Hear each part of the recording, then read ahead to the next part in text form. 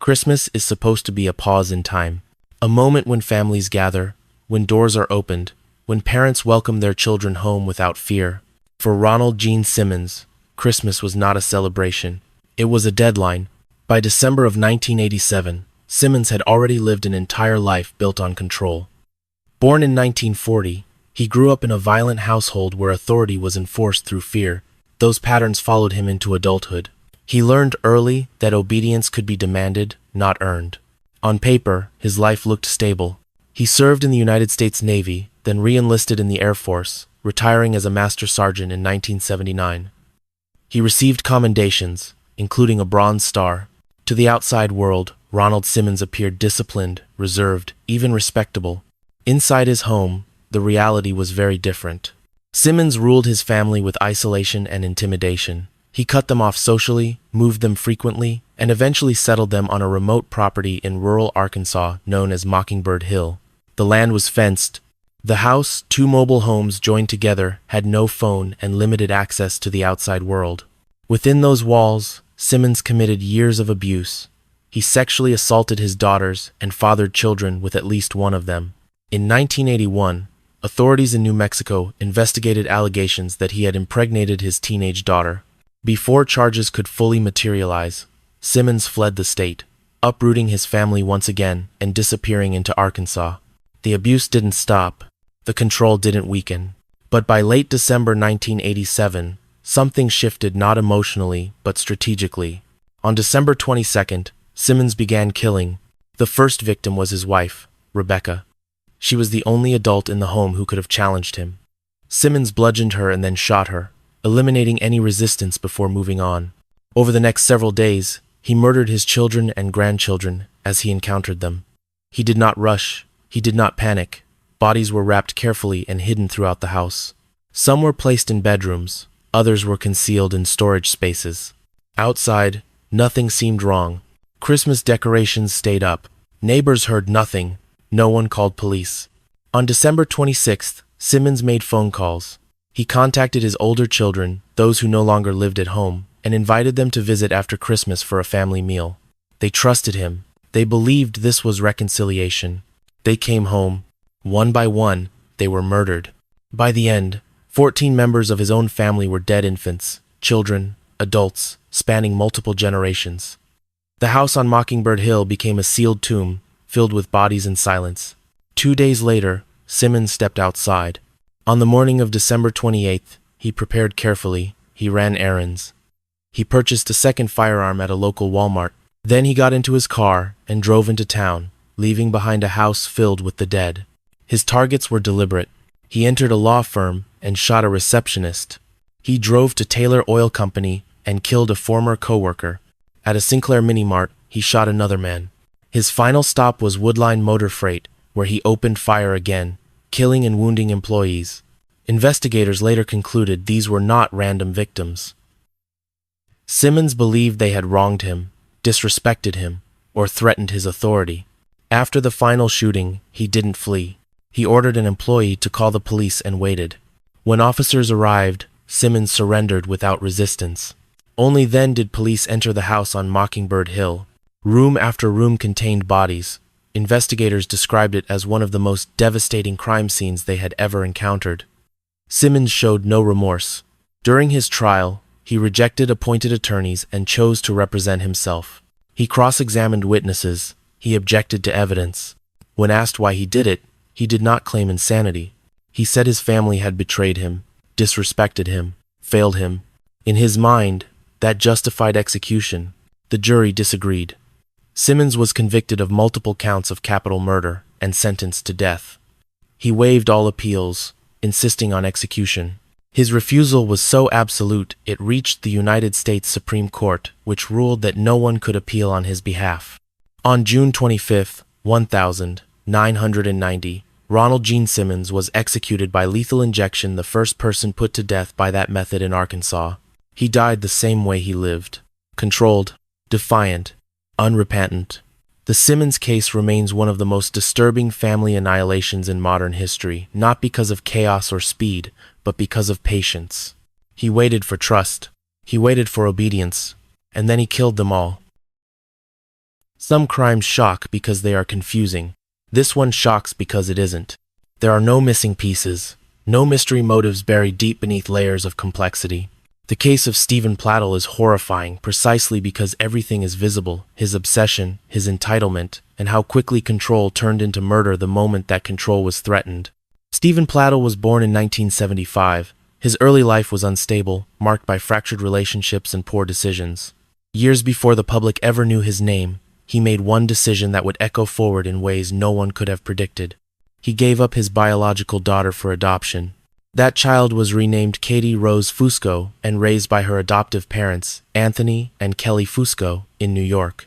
For most of her life, Katie knew almost nothing about her biological father. He existed only as a shadow, an unanswered question. That changed when she turned 18. Around 2016, Katie reached out to Stephen Plattel through social media. At first, the interaction looked like many adoption reunions do: cautious messages, emotional curiosity, conversations about lost years and identity. They talked about regret. They talked about connection. They talked about what had been taken from them. But Stephen Plattel did not stay in the role of a father. Almost immediately, boundaries collapsed. What should have remained a strictly parental relationship crossed into something else, something sexual. The shift was fast and deliberate, and instead of hiding it, they leaned into it. They presented themselves publicly as a couple. People around them were horrified. Friends tried to intervene. Authorities were notified. But Stephen framed the relationship as consensual, defiant, and misunderstood. He rejected shame and dismissed criticism as ignorance from outsiders who didn't understand. Within months, they were living together. In July of 2017, they crossed another line that would later become central to the case. Stephen Plattel and his biological daughter got married in Maryland. On the paperwork, they falsely claimed they were not related. Legally, the marriage went through. Morally, psychologically, it sent shockwaves through everyone who learned about it. Not long after, Katie became pregnant. Their son, Bennett, was born on September 1st, 2017. From the moment he entered the world, his existence represented everything wrong with the situation. Stephen Plattel was both his father and his grandfather. The legal system stepped in quickly. Child Protective Services intervened, and the baby was removed from their custody. A court ordered that Bennett be placed with Stephen's mother in North Carolina. That decision cracked the fantasy. By early 2018, the relationship was collapsing under pressure. Stephen and Katie were arrested on charges related to incest and other offenses. A judge ordered them not to contact each other. Katie told Stephen she didn't want to continue the relationship. For Stephen Plattel, this wasn't rejection. It was loss of control. On April 11th, 2018, in Knightdale, North Carolina, Stephen Plattel killed his 7-month-old son, Bennett. The child was completely defenseless. There was no struggle, no chance. After killing his son, Stephen didn't stop. He got into his car and began driving north. The next day, April 12th, he reached Connecticut. Katie and her adoptive father, Anthony Fusco, were traveling together when Stephen caught up to them. At an intersection in New Milford, he confronted them. What followed was fast and devastating. Stephen Plattel shot and killed Katie Rose Fusco. Then he shot and killed Anthony Fusco, the man who had raised her, protected her, and tried to shield her from the situation that ultimately destroyed her life. 3 lives ended across 2 states in less than 48 hours. Law enforcement across multiple jurisdictions launched a manhunt. Stephen vanished again, moving north into New York. Alerts were issued. His vehicle was tracked. Authorities closed in. On April 13th, 2018, in Dover, New York, the search ended. Stephen Plattel was found dead inside his vehicle from a self-inflicted gunshot wound. There was no surrender, no apology, no explanation. The investigation that followed stitched together the full scope of the case: North Carolina, Connecticut, New York. A trail of obsession and entitlement that crossed state lines and left devastation behind. When Stephen Plattel lost access to Katie, lost custody of the baby, and lost authority over the situation, he chose annihilation, not just of others but of himself. There was no mercy. There was no remorse. And for the child at the center of it all, there was never a chance. If you want to understand how a parent can become a predator in plain sight, you don't start in a dark alley or a locked basement. You start in a hospital hallway. You start on social media. You start with a mother who looks exhausted, heroic, and endlessly devoted. Lacey Spears learned something early about the modern world. Tension can be earned through suffering. And if the story is convincing enough, people will not just believe you, they will protect you. In December of 2008, Lacey gave birth to her son, Garnett Paul Spears. From the outside, she appeared to be a struggling single mother doing everything she could to keep her child alive. She told doctors that Garnett couldn't tolerate food. She described mysterious symptoms. She insisted something was deeply wrong, even when test results didn't match the crisis she described. Slowly, the medical system adapted to her narrative. At one point, Garnett was fitted with a feeding tube, an invasive device designed to provide nutrition directly into the stomach. For a caregiver acting in good faith, it can be life-saving. For someone with darker intentions, it becomes something else entirely, a private access point. At the same time, Lacey built a public identity online as the mother of a chronically ill child. She posted hospital photos, she shared emotional updates, she documented setbacks and scares. Strangers followed the story and rallied around her. Praise poured in. Sympathy grew. The more Garnett appeared to suffer, the more attention intensified. In January of 2014, Garnett's condition took a sudden and severe turn. He was admitted to a hospital in Westchester County, New York, suffering seizures and alarming symptoms. Doctors noticed something that made no medical sense. His sodium levels were dangerously high. Not just elevated, extraordinary. Levels like that don't usually occur by accident. In children, extreme sodium levels can point to poisoning. Salt introduced into the body in a way it was never meant to be. Hospital staff began watching closely. Surveillance footage captured a disturbing pattern. Lacey would take Garnett into a private bathroom area with his feeding equipment. Shortly afterward, his condition would rapidly worsen. On January 23, 2014, Garnett Paul Spears was declared brain dead. He was 5 years old. Even after his death, the performance continued. Lacey presented herself publicly as a devastated mother. She posted messages of grief. She shared memories. And for a brief moment, many people still believed her. Because that's the power of a well-constructed victim narrative, it becomes a shield. But investigators weren't operating on emotion. They operated on evidence. Search warrants were executed. Items connected to Garnett's feeding care were seized. The case centered on sodium. Prosecutors argued this was not a tragic medical mystery, but a pattern, an extreme, reckless disregard for a child's life. They also exposed something else. Lacey's relationship with the truth. She had told people that Garnett's father was a heroic police officer named Blake who died in a car crash. That story wasn't real. Garnett's biological father was a man named Chris Hill, and he was alive. The lie mattered because it showed how easily Lacey constructed realities and expected others to live inside them.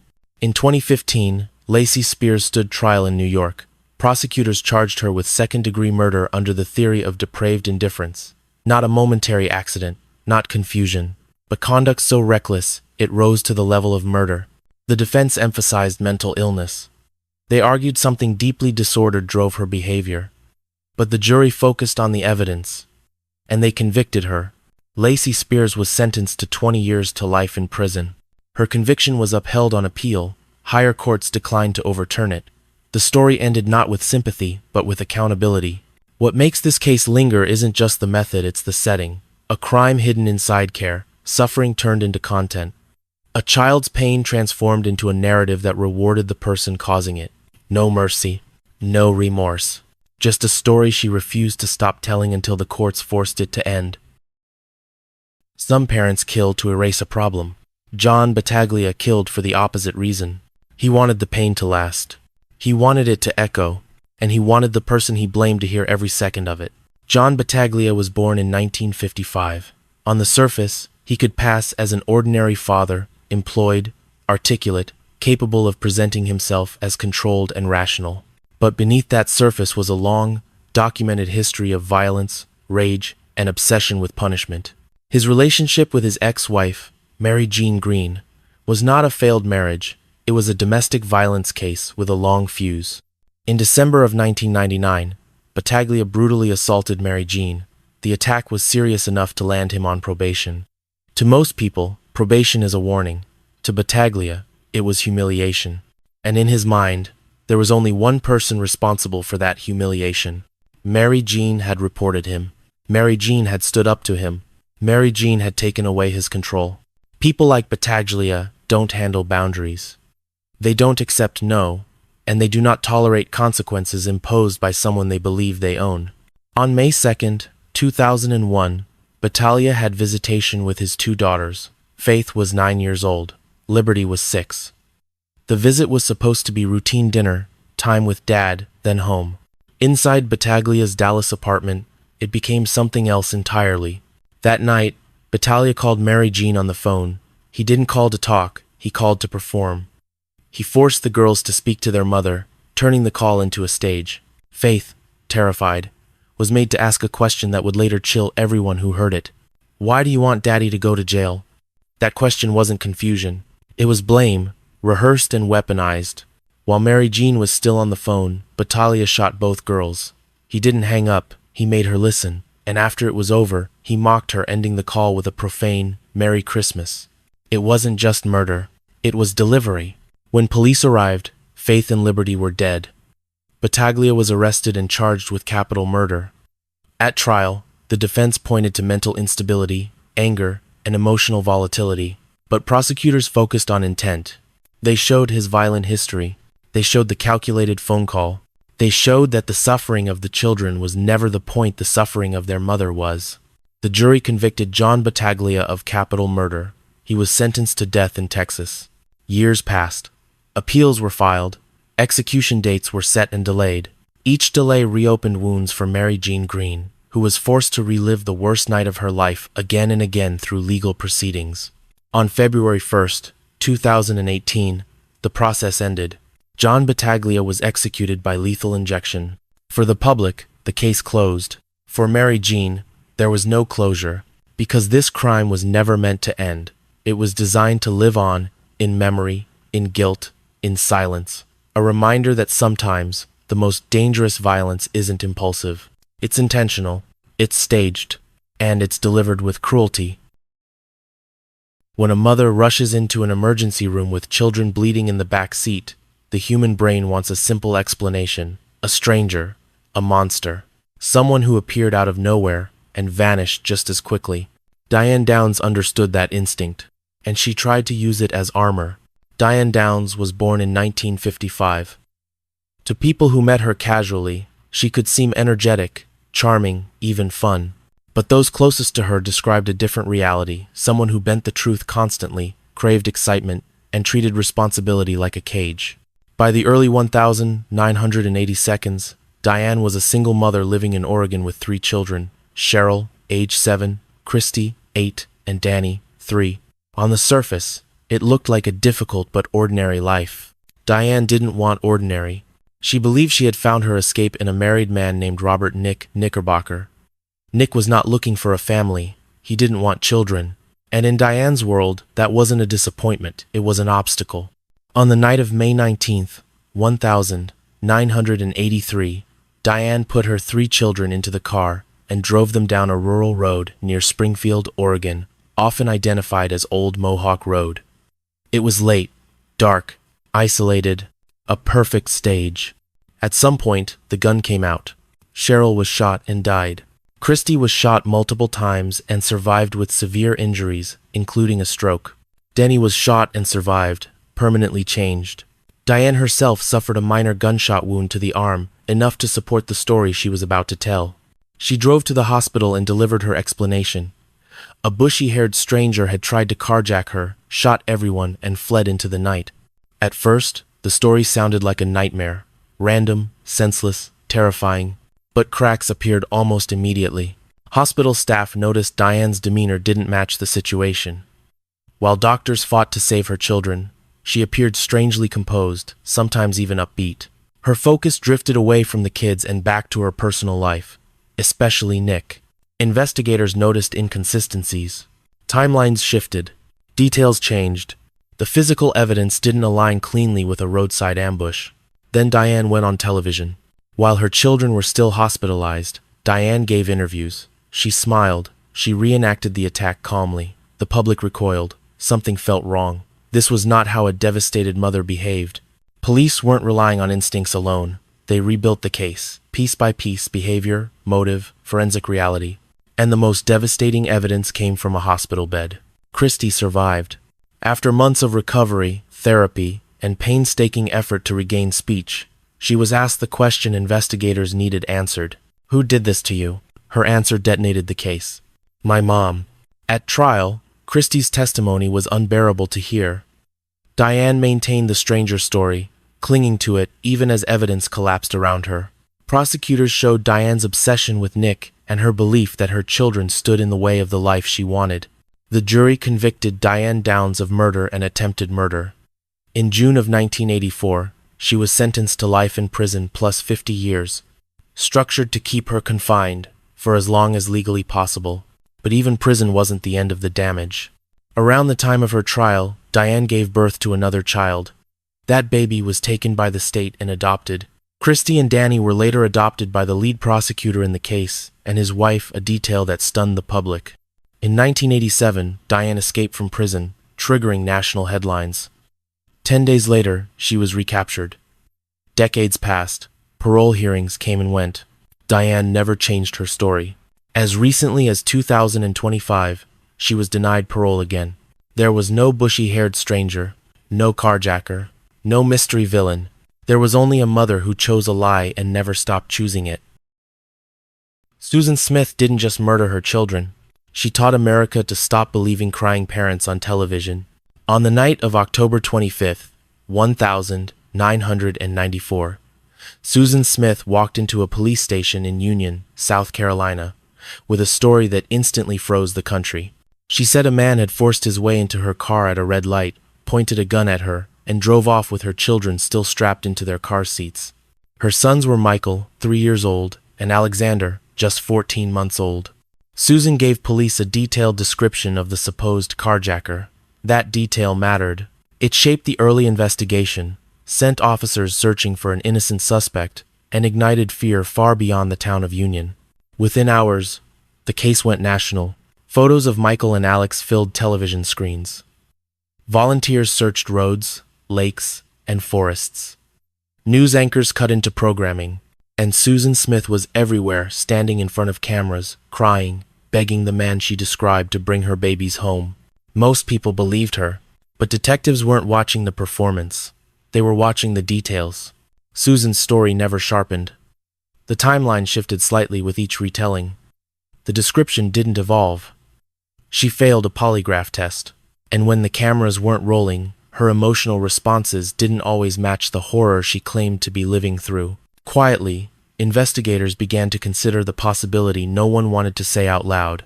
What if there was no stranger?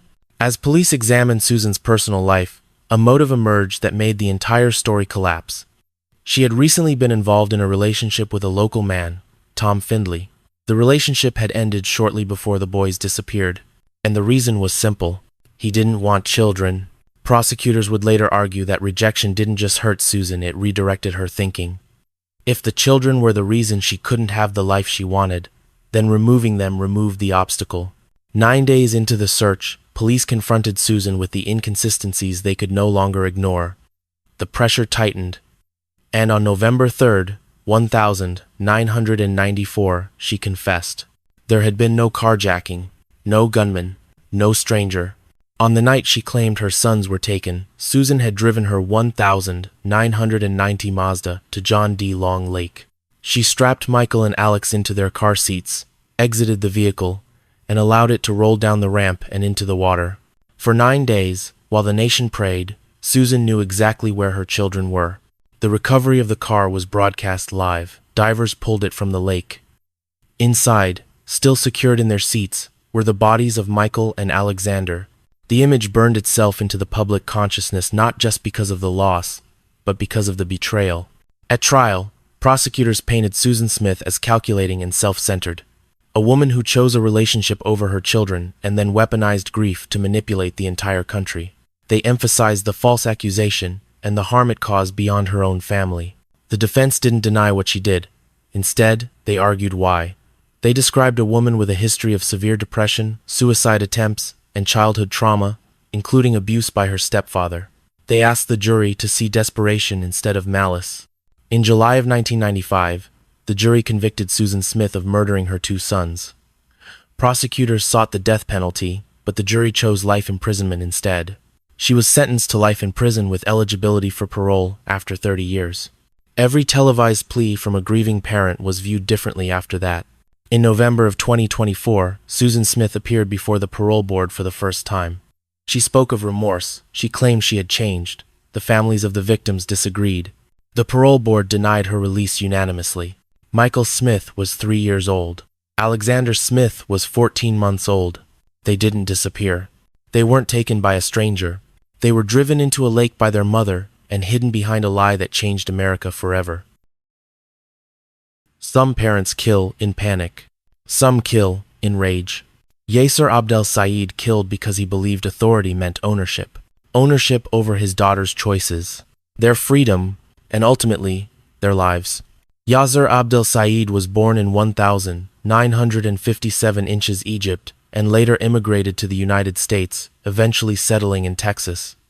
To outsiders, he appeared strict but traditional, a hard-working taxi driver raising a family. Inside the home, his daughters lived under constant surveillance. Amina and Sarah Said grew up with rules that tightened as they got older. Dating was forbidden. Talking to boys was forbidden. Clothing, movement, even conversations were monitored. Any sign of independence was treated as rebellion and framed as shame brought onto the family. The girls were raised in America. They watched classmates live freely, plan futures, and make choices. They wanted the same things: friends, relationships, the right to breathe without fear. Their father saw those desires as betrayal. Family members later described Yasser's fixation on control and honor. He believed his daughters had disgraced him by dating and refusing to submit. Threats became routine. Fear became normal. Eventually, Amina and Sarah ran away. They sought help from friends, teachers, and authorities. They reported abuse. They told people they were afraid of their father and begged not to be forced back into his custody. For a brief moment, they were separated from him, and for the first time in years, they felt something close to safety. But the system believed him. Yasser presented himself as calm, reasonable, and concerned. He insisted he wanted reconciliation, not punishment. He claimed he only wanted to take his daughters out to eat and talk things through like a normal family. That trust would cost 2 lives. On January 1st, 2008, Yasser picked up Amina, 18, and Sarah, 17, under the pretense of a family meal. They got into his taxi in Irving, Texas, a familiar space, one that didn't immediately signal danger. Inside that cab, Yasser Abdel Said shot both of his daughters. Their bodies were later found inside the abandoned taxi. When police arrived, Yasser was gone. What followed was a manhunt that stretched on for more than a decade. He became one of the most wanted fugitives in the country. Tips poured in. Rumors spread that he had fled overseas. Others suspected he was hiding closer than anyone realized. The truth was simpler and more disturbing. He never left Texas.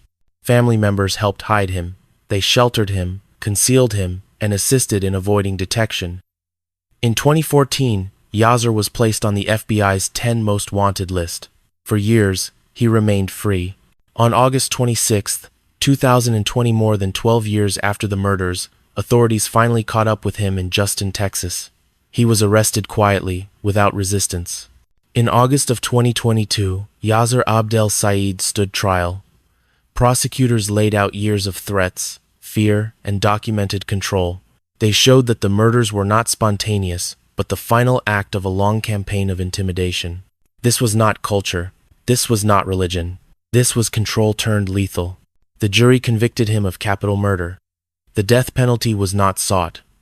Yasser Abdel Said was sentenced to life in prison without the possibility of parole.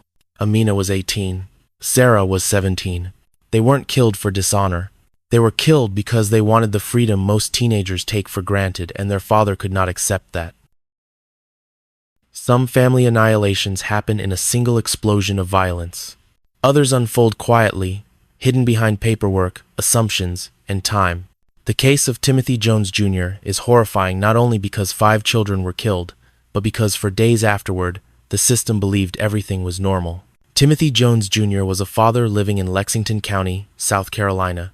To the outside world, He appeared overwhelmed but functional, a single parent juggling stress, custody arrangements, and financial pressure.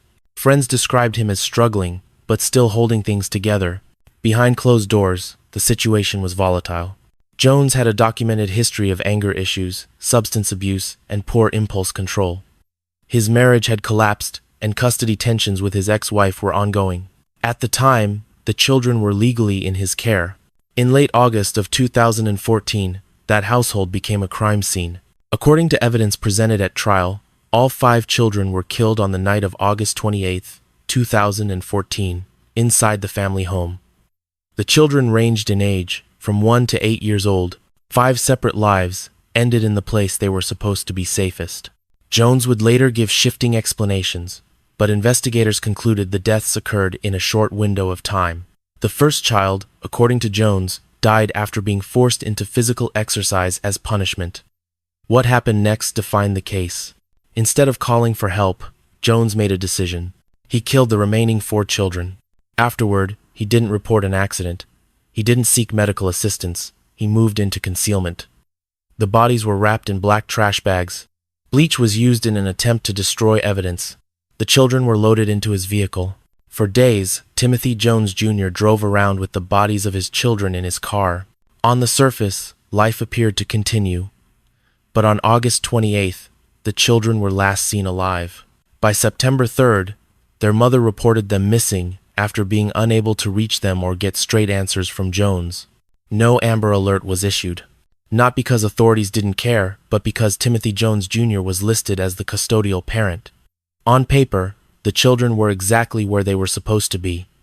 That assumption bought him time.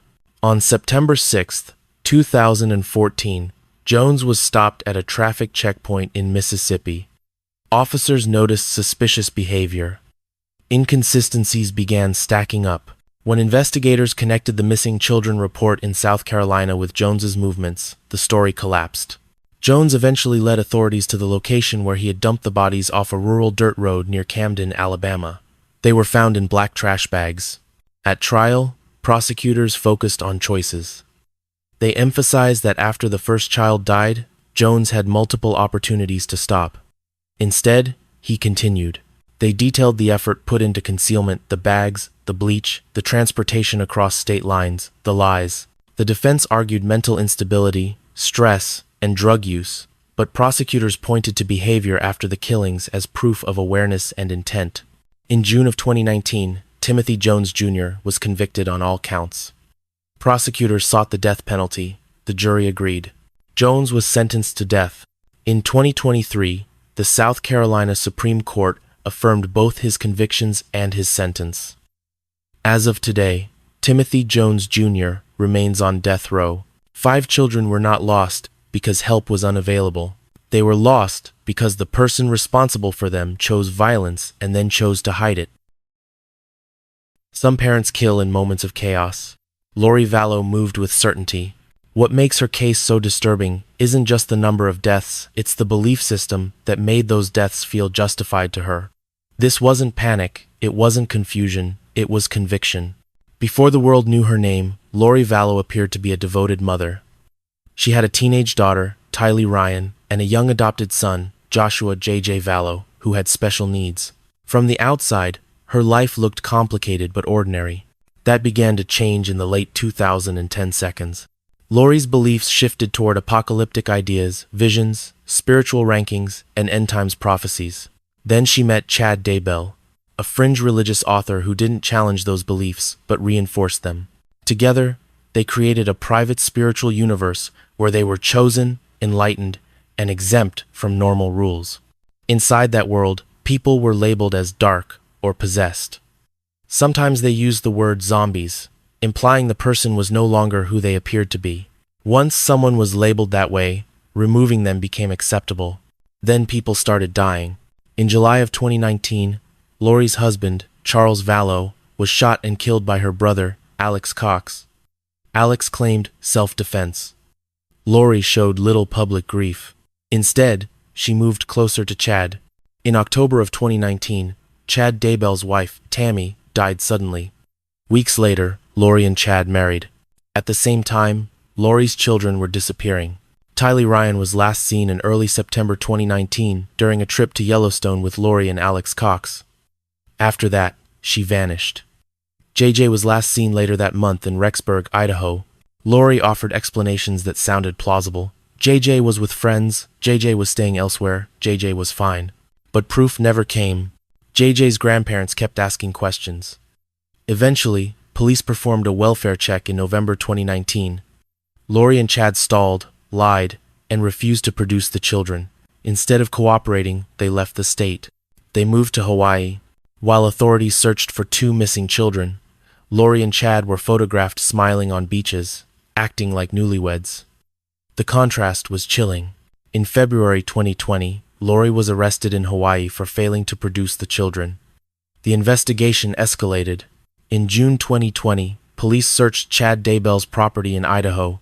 They found human remains. Tylee Ryan and JJ Vallow were dead, buried on Chad's land. The legal process was slow and complex. Lori was initially found incompetent to stand trial and sent for treatment. After being restored to competency, she faced trial in Idaho. In May of 2023, Lori Vallow was convicted of murdering her 2 children and conspiring to murder Tammy Daybell. She was sentenced to life in prison without the possibility of parole. Later, Chad Daybell was also convicted and sentenced to death. Tylee Ryan was 16. JJ Vallow was 7. They weren't lost in confusion or neglect.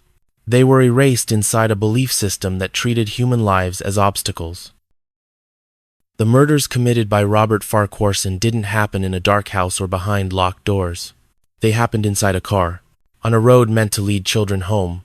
That's what made this case so difficult for many people to accept at first. It didn't feel like murder. It felt like misfortune, a tragic accident where a father survived and his children didn't. But over time, that story collapsed. Robert Farquharson was born in 1969. By 2005, he was divorced and locked in a bitter, emotionally charged conflict with his former partner, Cindy Gambino. Their relationship had deteriorated into ongoing disputes over custody, money, and control. Friends later described Farquharson as increasingly resentful. He believed he was being treated unfairly. He believed Cindy was winning, and he believed the system had taken something from him. That resentment mattered. On September 4th, 2005 Father's Day in Australia, Farquharson had his 3 sons for a scheduled visit. Jai was 10 years old, Tyler was 7, Bailey was just 2. That evening, he was supposed to drive them back to their mother. It should have been routine. Instead, that night became irreversible. While driving near Winchelsea, Victoria, Farquharson's car left the road and entered a dam. The vehicle submerged. All 3 children drowned. Farquharson escaped and survived. When emergency services arrived, he delivered his explanation.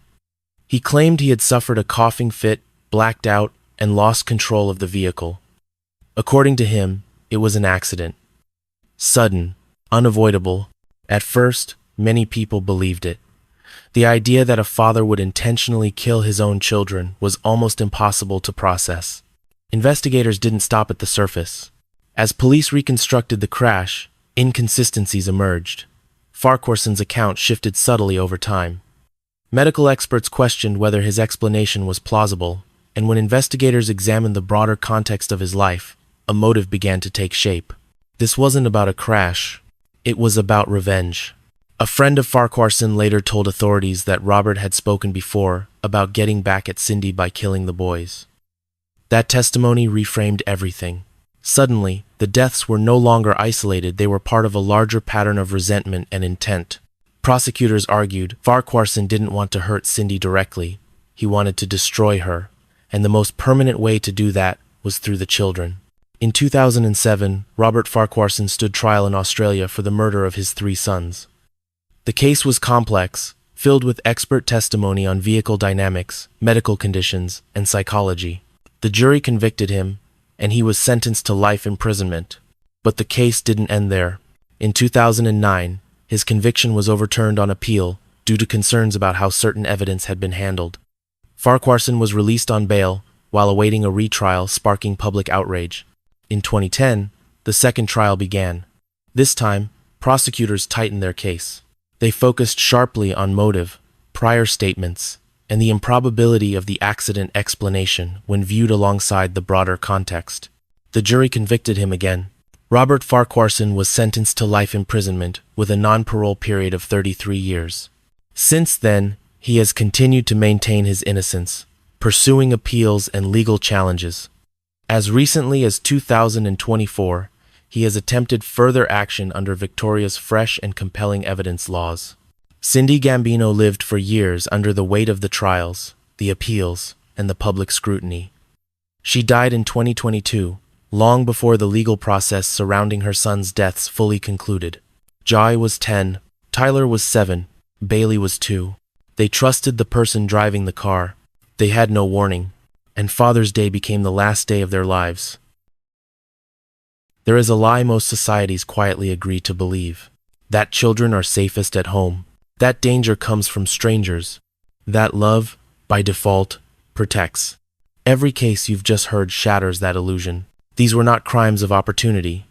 They were not accidents, misunderstandings, or moments of temporary madness. They were choices made slowly, deliberately, and often in silence. Choices made by the very people entrusted with protection. Some of these parents killed for control. Some killed for revenge. Some killed to preserve a fantasy. Some killed because they believed their authority gave them ownership over another human life. The methods were different. The justifications varied. But the betrayal was always the same. In many of these cases, the warning signs were visible long before the violence: isolation, obsession, entitlement, a need to dominate, a refusal to accept boundaries. These patterns didn't begin on the day the children died. They were lived with, normalized, and ignored. And when the final line was crossed, it wasn't chaos that followed. It was order, planning, cleanup, lies, delays. Stories designed to buy time or sympathy, crimes hidden behind paperwork, holidays, hospital walls, belief systems, or televised tears. What makes these cases linger isn't just the brutality. It's the realization that society often wants to believe the story being told more than the truth unfolding beneath it. Because the truth is uncomfortable, it forces us to accept that evil doesn't always look violent. Sometimes it looks calm. Sometimes it looks convincing. Sometimes it looks like a parent doing their best. The children in these stories never had a second chance. They never had a voice powerful enough to stop what was coming. And in many cases, they were believed too late or not at all. Remembering them isn't about fascination with horror. It's about vigilance. It's about recognizing that trust without accountability can be dangerous, and that protection should never be assumed. It must be proven, again and again. Because the most terrifying truth of all is this: for these children, the danger wasn't outside the door. It was the person who opened it.